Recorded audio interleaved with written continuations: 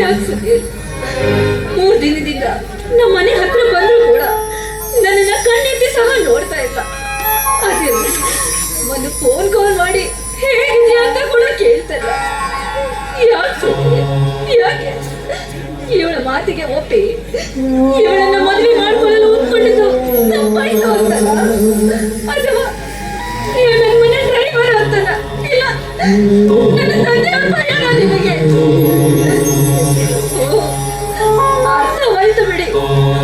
ಮದುವೆ ಮಾಡ್ಕೊಂಡು ನನ್ನ ಬಿಟ್ಟು ಬಂದವಳು ಇವಳು.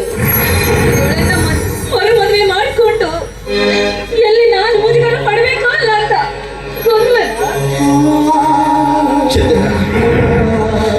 ಗಂಡು ಹೆಣ್ಣಿನ ಅನುರಾಗದಲ್ಲಿ ಸರಿ ತಪ್ಪುಗಳ ವಿಚಾರ ಯಾವಾಗ ಬೇಕಾದ್ರೂ ಬರ್ಬೋದು ಕಡೆ.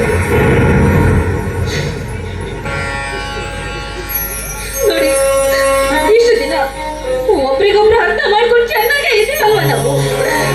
ಮತ್ತೆ ಹಾಗಲ್ಲ ಚಂದನ, ನಾನೆಷ್ಟಂದ್ರು ನಿಮ್ಮ ಮನೆ ಒಬ್ಬ ಆಳು. ಮದುವೆಯಾಗಿ 3 ದಿನದಲ್ಲಿ ನಿನ್ನ ಮದುವೆ ಮುರಿದು ಬಿಟ್ಟು ನೀನು ಮನೆ ಸೇರ್ಕೊಂಡ್ಬಿಟ್ಟು. ಕಾರಣ ಕೇಳಿದರೆ ನನಗೆ ಯಾರು ಏನು ಕೇಳಬೇಡಿ ಅಂತ ಮನೆಯಲ್ಲಿ ದೊಡ್ಡ ಗಲಾಟೆ. ನೀನೇನಾದ್ರೂ ಹೆಚ್ಚು ಕಡಿಮೆ ಮಾಡ್ಕೊಂಡ್ಬಿಟ್ಟು ಅಂತ ಮನೆಯಲ್ಲಿ ಕೂಡ ಸುಳ್ಳಾದ್ರು. ಗಂಡಿನ ಕಡೆಯವರು ನಿಮ್ಮ ಮಗಳೇ ಸರಿ ಇಲ್ಲ ಅಂತ ಹೇಳಿದಾಗಲೂ ನಿಜ ಹೇಳದ ಸ್ಥಿತಿ ನಿನ್ನದಾಗಿತ್ತು.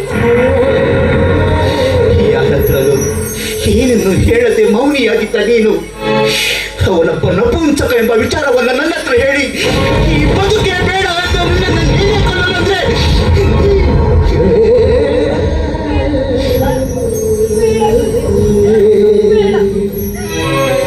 ಮತ್ತೆ ನಾನು ನೆನಪುಗಳನ್ನ ಕಾಣೋದು ನಿಮಗೆ ಇಷ್ಟಲ್ಲ? ನಿಮಗೆ ಇಷ್ಟಲ್ಲ? ನೋಡಿ, ನನ್ನ ಕಷ್ಟವನ್ನ ಅರ್ಥ ಮಾಡಿಕೊಂಡು ಬದುಕನ್ನ ವ್ಯರ್ಥ ಮಾಡಿಕೊಳ್ಬೇಡ ಅಂತ ಪದೇ ಪದೇ ನೀವು ನನ್ನನ್ನು ಎಚ್ಚರಿಸಲಿಕ್ಕೆ ತಾನೆ ನಾನು ನಿಮ್ಮ ಹೃದಯ ಶ್ರೀಮಂತಿಗೆ ಮೆಚ್ಚಿದ್ದು.